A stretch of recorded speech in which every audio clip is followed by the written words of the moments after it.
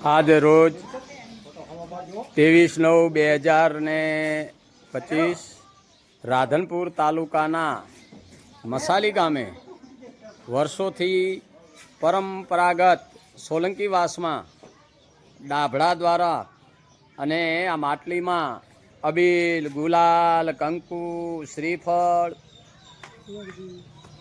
વગેરે નાખીને માતાજીનું નામ લઈ અને ગામ ટોડાના રક્ષણ માટે જેથી આ ગામનું માતા બાંધવામાં આવ્યું તોરણ, તેથી આ જોગણીમાનું તોરણ વર્ષોથી બાંધવામાં આવે છે. આ પરંપરાને સોલંકી વંશના અત્યારના ભોપા શ્રી રતિલાલ જગાભાઈ સોલંકી એમના વરદ હસ્તે માનું આ રૂડું તોરણ ગામના રક્ષણ માટે થઈ, વાસના રક્ષણ માટે થઈ બાંધવામાં આવે છે. બોલો જોગણી માતની જય, ચામુંડા માતની જય.